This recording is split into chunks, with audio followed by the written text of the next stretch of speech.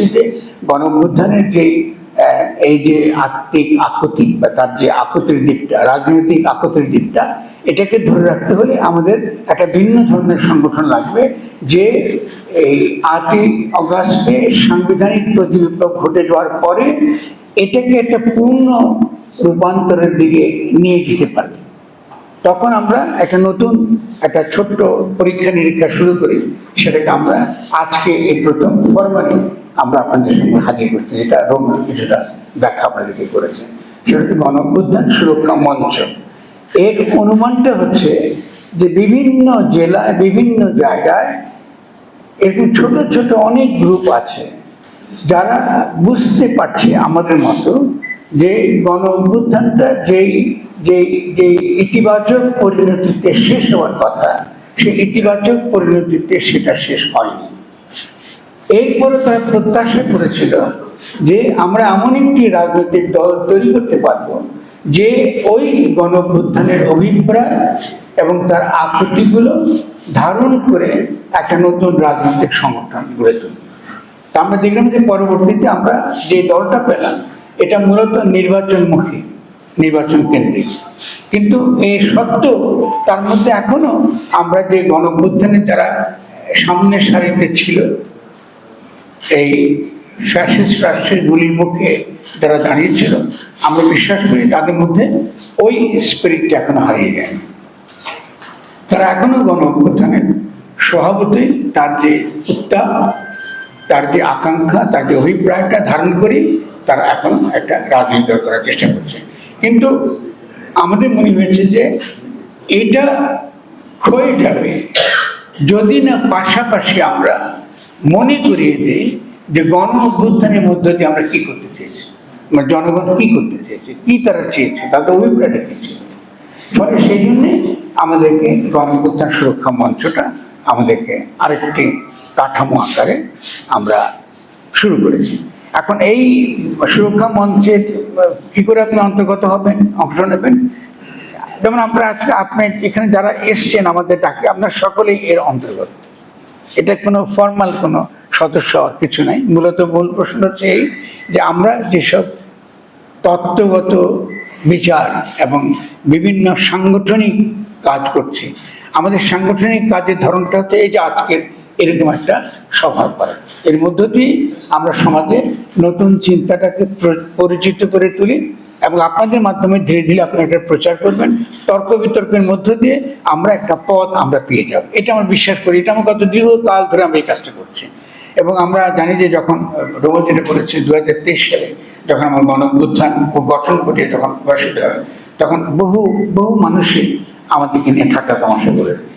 কিন্তু তখন আমি তো নিশ্চিত ছিলাম যে বাংলাদেশে একটা গণ অভ্যুত্থান আসছে এবং সেই গণ অভ্যুত্থানের সুযোগটা যদি আমরা পূর্ণ ব্যবহার করতে পারি, আমরা একটা বড় ধরনের রূপান্তর আমরা ঘটাতে পারবো বাংলাদেশে। এই এই 8ই অগাস্টের ঘটনাকে বাদ দিলেও আমি বলবো যে 5ই অগাস্টের এই যে গণ অভ্যুত্থানটা ঘটেছে, হ্যাঁ, ব্রিটেন প্রত্যক্ষ করেছে, এটা অভূতপূর্ব। এটার তাৎপর্য আপনারা ধীরে ধীরে বুঝবেন, অন্তত আমি আমার অভিজ্ঞতা দিয়ে বুঝতে পারছি।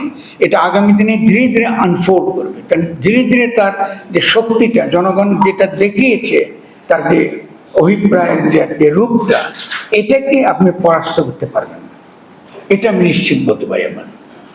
এবং সেই জায়গা থেকে দাঁড়িয়ে আমি আমার রণকৌশলটা যেটা স্থির করেছি, সেটা এই তরুণদেরকে সমর্থন করা, তাদের ত্রুটি, তাদের ব্যর্থতা যত কিছু করি না কেন, আমাদের প্রধান কাজ হচ্ছে দুটো জিনিস একসঙ্গে চালানো। একদিকে তাদের দুর্বলতার দিকটা, যে আমরা নির্বাচন কেন্দ্রিক যদি রাজনৈতিক দল করি, এটা আমাদেরকে কোথাও নেবে না, আমাদেরকে নতুন করে চিন্তা করতে হবে। আবার একই সঙ্গে যে অন্যান্য যে সকল শক্তি তাদেরকে দুর্বল করতে চায়, তাদেরকে আপনার অর্থহীন করতে চায়, তাদের অবদানকে অস্বীকার করতে চায়, ক্রমাগত তাদের বিরুদ্ধে যে অপপ্রচার করছে তাকেও বিরোধিতা করা। তৃতীয়ত, যে এখন যে গণ অভ্যুত্থানের যে সরকারটা গঠিত হয়েছে, এই সরকারটাকেও আমরা যেখানে যেখানে সমালোচনা সেখানে সমালোচনা করা, যেখানে যেখানে আমাদের সহযোগিতা করবার সেখানে সেখানে আমাদেরকে সহযোগিতা করাটা কৌশলগতভাবে সঠিক। তাহলে এই যে কৌশল কথাটা বললাম, দেখুন আমাদের সমাজের মধ্যে খুব অদ্ভুত ব্যাপার, যে রণকৌশল এবং রণনীতি, এই যে দুটো দিক আছে, এটা খুব নাই এখন আর। পুরনো বামরে যারা এখানে দেখতেছি, পুরনো বান্ধব আবুল বাসা ভাইকে দেখছেন, আর অনেক হয়তো কেউ থাকতে পারেন, আমরা রণনীতি রণকৌশলটা বুঝি ভালো। একটা যে নীতিগত দিক, এটা চালিয়ে যেতে হবে, একটা হচ্ছে কৌশলগত দিক, যে আমি এটাকে নীতিটাকে বাস্তবায়ন করার জন্য আমার কৌশলটা আমার কি হবে। সেই দিক থেকে আমরা এই গণ অভ্যুত্থান সুরক্ষা মঞ্চ ভাববৈঠকে যখন আমরা শুরু করি, তখনও কিন্তু গণ অভ্যুত্থান যে হবে এই অনুমান থেকে আমরা ভাববৈঠকটা শুরু করি। তখন আমাদের ইচ্ছা ছিল যে ভাববৈঠকটা শুরু করব, তখন খেয়াল করুন আমরা কি নিয়ে তখন আলোচনা করছি, যে আমরা এই যে বন্যা নিয়ে আলোচনা করছি, পানি নিয়ে আলোচনা করছি, যে বাংলাদেশে বন্যা হচ্ছে, কিন্তু সে বন্যার সমাধান যদি আপনি করতে চান, তাহলে আপনাকে একটা আঞ্চলিক সহযোগিতা লাগবে। আপনি যদি আঞ্চলিক সহযোগিতা করে না করেন, মেঘালয়ে বৃষ্টি হলে বাংলাদেশ ভেসে যাবে, অথবা ফারাক্কা বাঁধ হলে আমরা ক্ষতিগ্রস্ত হবে, বাংলাদেশের ক্ষতিগ্রস্ত হবে। মানে এইসব গুরুত্বপূর্ণ রাজনৈতিক ইস্যু এবং পরবর্তীকালে বিভিন্ন গুরুত্বপূর্ণ ইস্যু নিয়ে আমরা ভাববৈঠকের মধ্য দিয়ে আমরা এই এখন যাদেরকে নেতৃত্ব স্থানীয় দেখছেন বাংলাদেশের বিভিন্ন ক্ষেত্রে, তারা সেই পাঠচক্রে তারা এসছেন ভাব বৈঠকেতে। আর চিন্তা পাঠচক্রে তার দীর্ঘ ইতিহাস আছে, আমি সেই দীর্ঘ জায়গায় যাব না। তা আমি প্রথমে আজকে যেটা করবো, আমরা কিছু ক্যাটাগরি, যেটাকে আমরা বর্গ, রাজনৈতিক বর্গ, এই ব্যাপারে যে সমাজে যে সাংঘাতিক বিভ্রান্তি আছে, এই বিভ্রান্তিগুলো আমরা একটু আলোচনা করব, পর্যালোচনা করব, এবং আপনারাও আশা করি অংশগ্রহণ করবেন এবং দেখবেন যে আমরা একটা মোটামুটি কাছাকাছি আসতে পারি কিনা। কেমন বলবেন বুঝতে প্রথম দেখবেন যে কোথায় কোথায় বড় ধরনের সমস্যা তৈরি হয়। আচ্ছা, একটু আগে শুনতে বলি, আপনারা খেয়াল করেছেন কোথায় যে একটা ভিডিও ক্লিপ আমি বলেছি কথাগুলো, এই ভিডিও ক্লিপ খুব ঘুরছে, এখন আবার ঘুরছে। এটার পেছনে যেটা কারণটা হলো, এটাকে তারা ব্যবহার করছে যে নেতিবাচক অর্থ, যে এই গণ অভ্যুত্থানটা শেষ পর্যন্ত মার্কিন যুক্তরাষ্ট্রের রেজিম চেঞ্জ হয়েছে, বেশি কিছু হয়নি। কিন্তু এই কথাটা তো আমি অনেক আগেই বলেছি, যখন বিএনপি বা বিভিন্ন রাজনৈতিক দল মার্কিন যুক্তরাষ্ট্রের সমর্থন শেখ হাসিনার পতন ঘটাবার আন্দোলনে সক্রিয় ছিল। আমরা যখন প্যালেস্টাইন নিয়ে আন্দোলন করতে গেছি, লড়াই করতে গেছি, তখন বিএনপির অত্যন্ত গুরুত্বপূর্ণ একজন ব্যক্তি ফেসবুকে আমাদের বিরুদ্ধে পোস্ট করেছেন, আমরা আর বুঝি কোনো লোক খুঁজে পাইনি, প্যালেস্টাইন লোক মারা গেছে, এটার জন্য কেন আমরা কান্না করছি, বাংলাদেশে ছাত্র দলের কোন কর্মীকে পিটিয়েছে, পরে কেন আমরা তাকে নিয়ে কোনো কথাবার্তা বলছি। ছাত্র দলের কর্মীরা অবশ্যই বিভিন্ন হামলার মুখে পড়েছে, কোনো সন্দেহ নেই, এবং তাদের পক্ষে আমরা লিখতে পারি না, তাও সত্যি, আমরা যখন সুযোগ পেয়েছি লিখেছি। কিন্তু প্যালেস্টাইন একটা গুরুত্বপূর্ণ ইস্যু ভূরাজনৈতিকভাবে। কিরকম ইস্যু একটু বুঝিয়ে বলি এখন আপনাকে, এক কথা বলবো, সব ব্যাখ্যা করতে পারবো না। মার্কিন যুক্তরাষ্ট্র বলে কোনো রাষ্ট্র কিন্তু এখন আর নাই দুনিয়ার। আমার কথা অবাক লাগে শুনতে। একটু পরে বাংলাদেশে তার তাৎপর্যকে বুঝিয়ে বলবো। রাষ্ট্র নামে যেটা আছে, এখানে আমাদের ইসরায়েল, ইসরায়েলের জন্য যত মিলিয়নস অফ ডলার মার্কিন যুক্তরাষ্ট্র তার যে সাম্রাজ্যবাদী যুদ্ধ বিগ্রহ, দেশ দখল থেকে আরম্ভ করে সমস্ত কিছু, এবং তার পুরো মিলিটারি ইন্ডাস্ট্রিয়াল কমপ্লেক্স, এটাকে টিকিয়ে রাখার জন্য তার যে সামরিক কন্ট্রাক্টর, এতে যে কোটি কোটি মিলিয়ন টাকা পাওয়া, এই সমস্ত কিছুকে বৈধতা দেবার জন্য তারা ইসরায়েলকে আনকন্ডিশনালি নিঃশর্ত সমর্থন করে। এটা অদ্ভুত ব্যাপার যে মার্কিন যুক্তরাষ্ট্রের জনগণের ট্যাক্সের টাকা খরচ হয় আরেকটি ভিন্ন রাষ্ট্রে, এবং তাদের দেশে যারা জায়নিস্টরা, তাদের নাগরিকত্ব দুরকম, তারা ইসরায়েলেরও নাগরিক এবং তারা মার্কিন যুক্তরাষ্ট্রের নাগরিক, এবং তারা ইসরায়েলের পক্ষে যুদ্ধ করতে তারা চলে যায়। তার মানে মূলত পুরো মার্কিন যুক্তরাষ্ট্র জিম্মি হয়ে আছে একটা গ্লোবাল ক্যাপিটালিস্ট সিস্টেমের অধীনে, যেখানে তাদের রাষ্ট্র সার্বভৌমত্ব নামে কোনো সার্বভৌমত্ব নাই, আসলে নাই। বড় বড় কর্পোরেশন যারা যুদ্ধাস্ত্র তৈরি করে, মূলত তাদের হাতে পুরো ক্ষমতা, এটা কর্পোরেট পাওয়ার। মার্কিন উদাহরণটা কেন দিচ্ছি, মার্কিন যুক্তরাষ্ট্র যদি একটা কর্পোরেট পাওয়ার হয়ে থাকে, তাহলে বাংলাদেশেও রাষ্ট্র বলে কিছু নাই। কারণ আমাদের রাষ্ট্রের কোনো স্বাধীন অর্থনৈতিক সিদ্ধান্ত নেবার কোনো ক্ষমতাই নেই। এটা আমরা দেখেছেন যে ডক্টর ইউনূস আসার পরে সমস্ত বিনিয়োগের জন্য বিদেশ থেকে বিনিয়োগ আসছে, এই ভিসাগুলো দিয়ে দেওয়া হয়েছে। এক্সপোর্ট প্রসেসিং জোন বিদেশিদের দিয়ে দেওয়া মানে আপনার ভূখণ্ডকে অন্য দেশের কারখানা বানাবার জন্য আপনি দিয়ে দিচ্ছেন, আপনি শুধু সস্তা শ্রমিক সরবরাহ করছেন। তাহলে বাংলাদেশের অর্থনীতি মূলত সস্তা শ্রমিক উৎপাদন এবং সস্তা শ্রমিক সরবরাহের অর্থনীতি। বাংলাদেশের অর্থনীতি বলে কোনো অর্থনীতি নাই। আরেকটা উদাহরণ দিচ্ছি কেন নাই। আপনারা খেয়াল করবেন যে এই যে আমাদের এত সরকার যে গঠিত হলো, সেখানে কোনো কৃষি মন্ত্রণালয়ে কোনো উপদেষ্টা নাই। ইন্টারেস্টিং না? মানে কৃষি হলো সমস্ত আমাদের যে রুরাল এলাকার জনগণের জীবন, তার উপর নির্ভর করে। কৃষিতে কোনো উপদেষ্টা, অদ্ভুত না? আপনি দেখবেন যে এই যখনই ভাববেন যে সত্যিকার অর্থে আমাদের মতো দেশে কোনো অর্থনৈতিক সভরেন্টি আর নাই, ফলে আমরা কৃষির বিকাশ চাইবো, কি শিল্পের বিকাশ চাইবো, কি টেকনোলজির বিকাশ চাইবো, কিংবা কর্মসংস্থান চাইবো, এটার সম্ভাবনা নাই। কারা করছেন? অল্প কয়েকটা ওই যে দুর্নীতিবাজ, ওই যে লুটেরা, যে মাফিয়া শ্রেণী, তারাই কিন্তু এটা নিয়ন্ত্রণ করছে।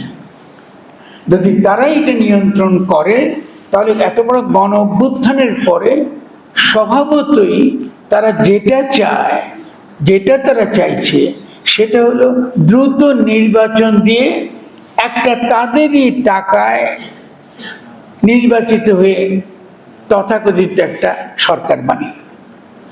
এটাও তাদের উদ্দেশ্য।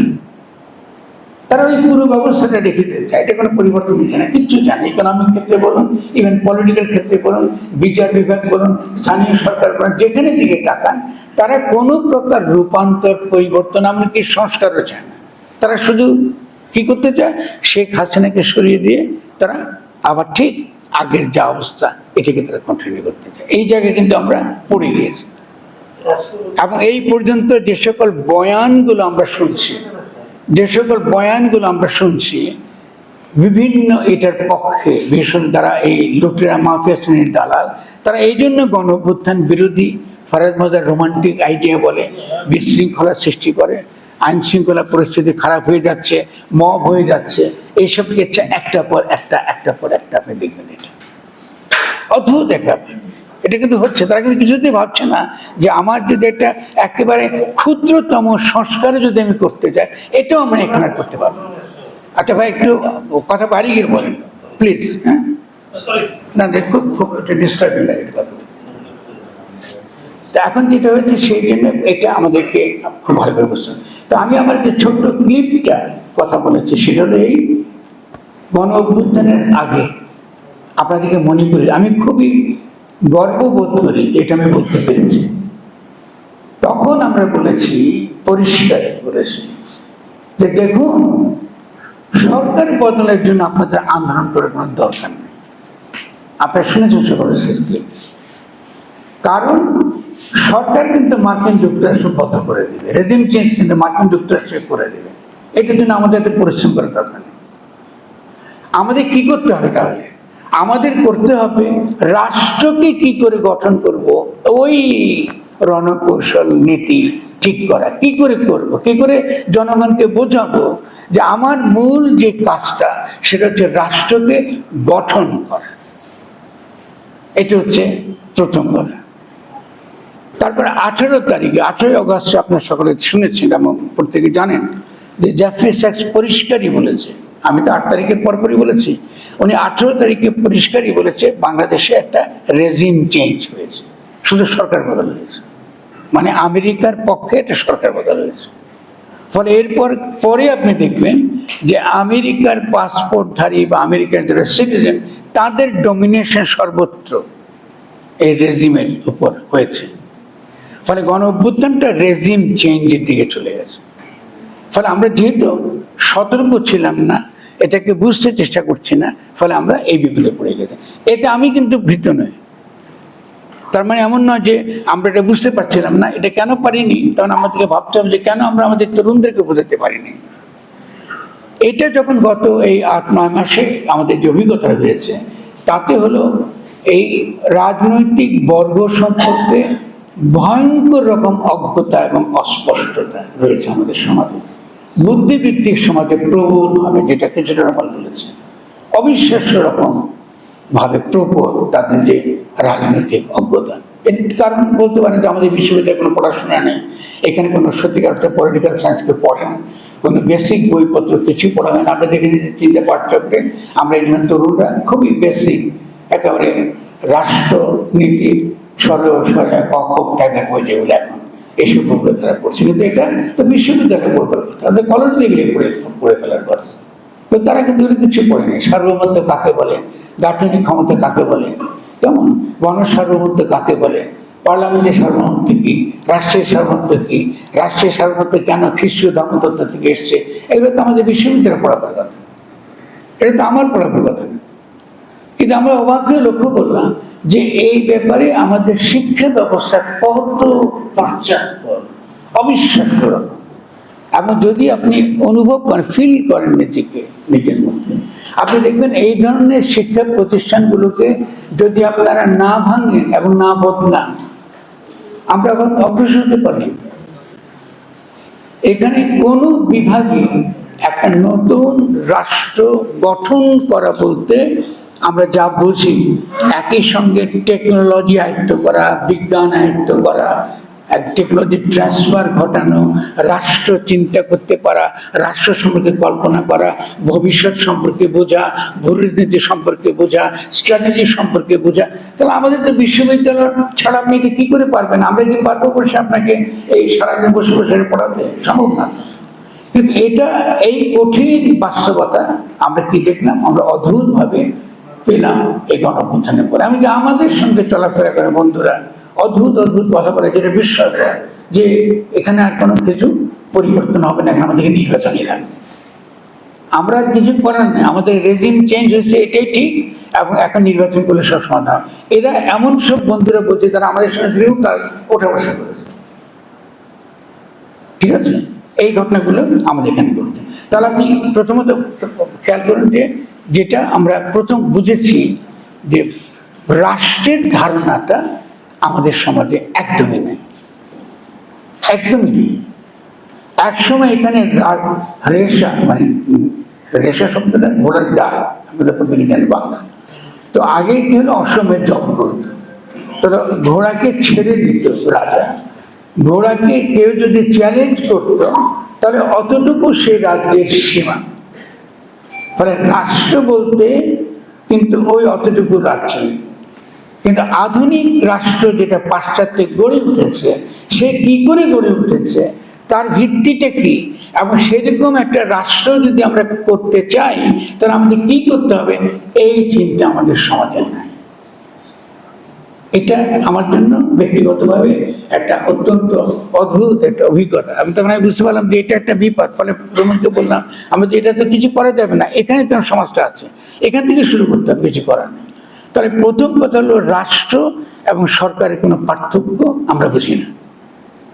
শুধু আমরা না, আমি তো এই যে প্রথম আলোতে যখন একটা আলোচনায় গেলাম যে সারাদিন তারা সরকারের সমালোচনা করছে, রাষ্ট্র নিয়ে কোনো কথা নেই। অদ্ভুত না ব্যাপার? অথচ আপনার গণঅভ্যুত্থান ঘটে গেছে। তাহলে এটা কিন্তু সমাজের ব্যাপার। যখনই কথা বলবেন সরকার নিয়ে কথা বলে, রাষ্ট্র নিয়ে কথা বলে না। তাহলে খেয়াল করেন রাষ্ট্র কি, কি করে সেটা গড়ে ওঠে, এবং গণতান্ত্রিক রাষ্ট্র কি করে গণতান্ত্রিক রাষ্ট্র গড়ে ওঠে, কিংবা আমরা আদৌ গণতান্ত্রিক রাষ্ট্র চাই কিনা, বা ভিন্ন ধরনের রাষ্ট্র চাইলে আমরা কি চীনের কাছ থেকে ধার নেব কিনা, বা অন্য কোনো মালয়েশিয়া থেকে নেব কিনা হার্ড স্টেট, এটা তো তর্কের বিষয়। কারণ আমার তো অর্থনৈতিক বিকাশ করতে হবে। আপনি কি চাইবেন যে আপনার ছেলেমেয়েরা সারা জীবন এখানে গার্মেন্ট ইন্ডাস্ট্রি যাবে, একদম খুবই চলতে পারবে না, বায়োলজিক্যাল লাইফ টিকিয়ে রাখতে পারবে না, তার হচ্ছে কম মজুরি পাবে? এটাকে আপনি চাকরির কর্মসংস্থান হবে না আপনাদের। আপনাকে এখান থেকে গিয়ে ডাক্তারি পাস করে, ইঞ্জিনিয়ার পাস করে নিউ ইয়র্ক শহরে গিয়ে ট্যাক্সি চালাবেন?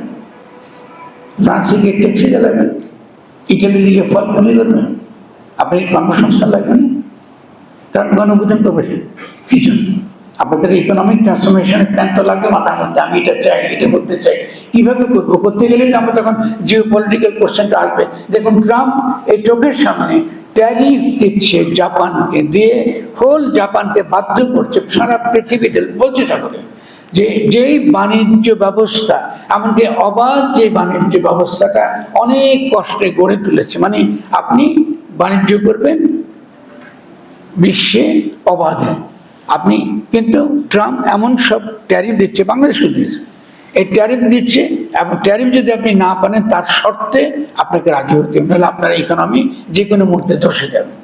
যদি কালকে মার্কিন যুক্তরাষ্ট্র গার্মেন্টের উপর ট্যারিফ দেয়, তো বাংলাদেশ তো আপনি গিয়ে বঙ্গোপসাগরে ডুবে যাবে, ডুবে যাবে। এখন বাংলাদেশ যদি বঙ্গোপসাগরে ডুবে যেতে না চায়, তাহলে ডক্টর ইউনূসকে অবশ্যই মার্কিনদের কথা শুনতে হবে। এই হলো পরিস্থিতি। ফলে আপনি তখন কি করবেন, যেহেতু আপনি বুঝেন না, আপনি তখন কি ডক্টর ইউনূস মার্কিনদের দালাল, ডক্টর মার্কিনদের দালাল বলতে থাকবেন, কারণ আপনি তো ইডিয়েট।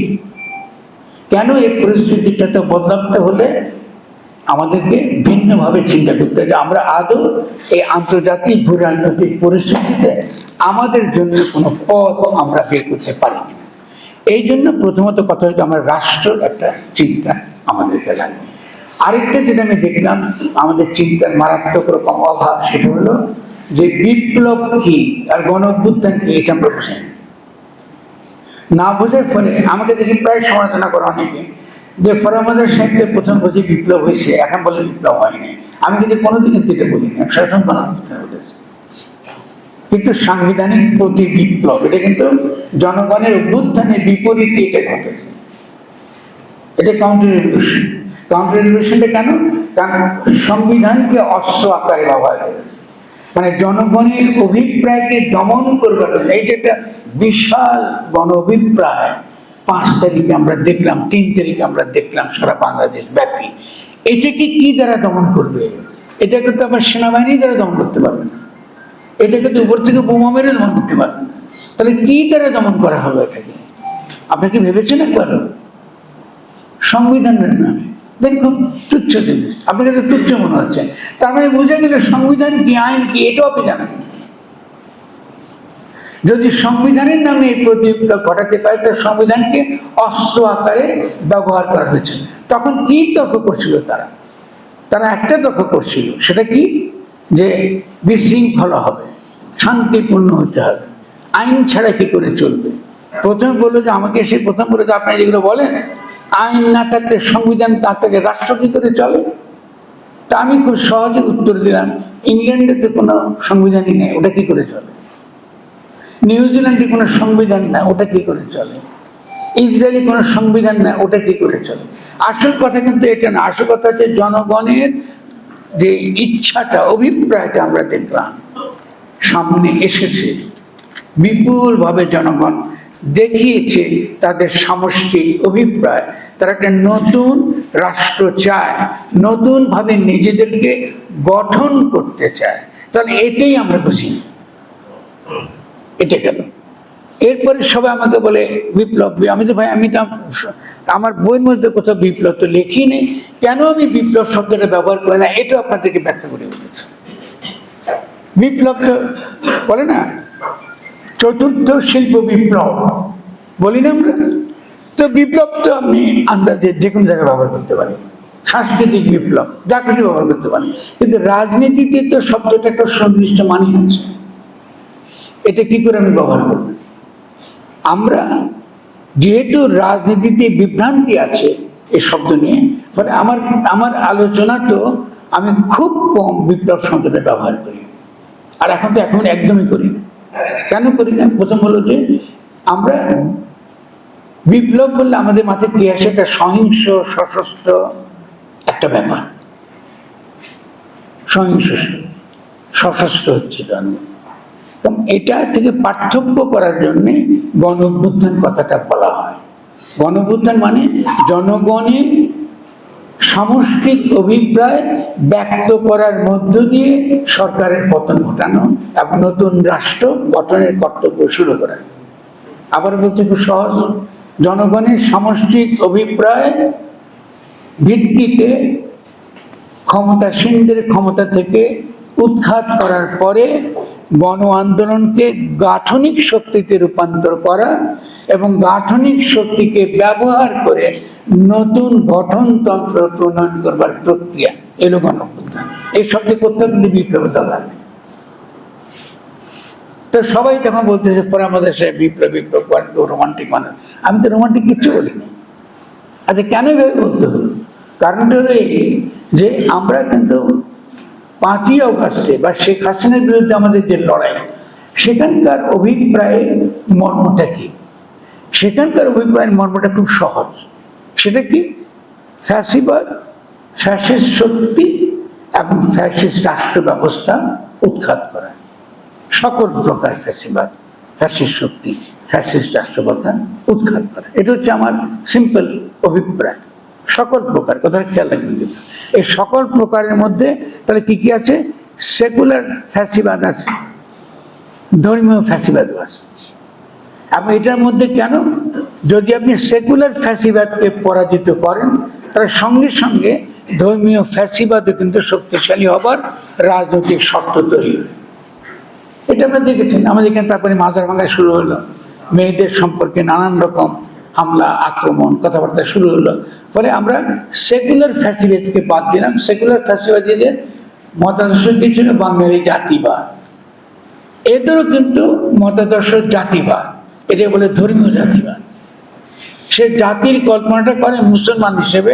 আপনি যদি মুসলমান হন তাহলে তার জাতির অন্তর্ভুক্ত, আর আপনি যদি হিন্দু হন তাহলে আপনি কি বধযোগ্য, আপনি উপর আক্রমণ হতে পারেন। ঠিক তেমনি বাঙালি জাতিবাদীদের মতো আপনি যদি বাঙালি এবং বাংলাভাষী হন তাহলে আপনি এই রাষ্ট্রের অন্তর্গত, আর যদি আপনি তার অন্তর্গত না হন আপনাকে পাকিস্তানে যেতে হবে।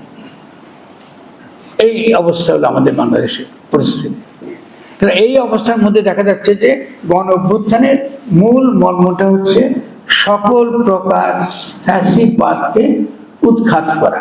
এবং ফ্যাসিবাদ এবং ফ্যাসিস্ট শক্তি কিন্তু এক না। আবার আমাদের মধ্যে অনেকের মধ্যে ফ্যাসিবাদ থাকতে পারে, কিন্তু এটা ফ্যাসিস্ট শক্তি আকারে হাজির নাও হতে পারে।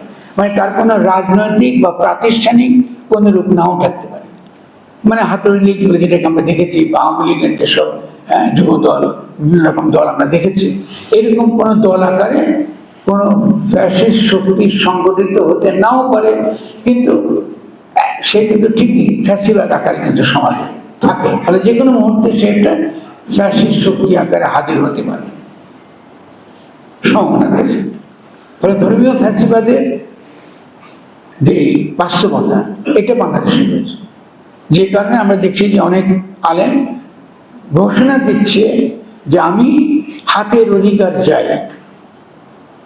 রসুলকে অবমাননা করেছেন, ফলে তার মৃত্যুদণ্ড আমরা কার্যকর করব।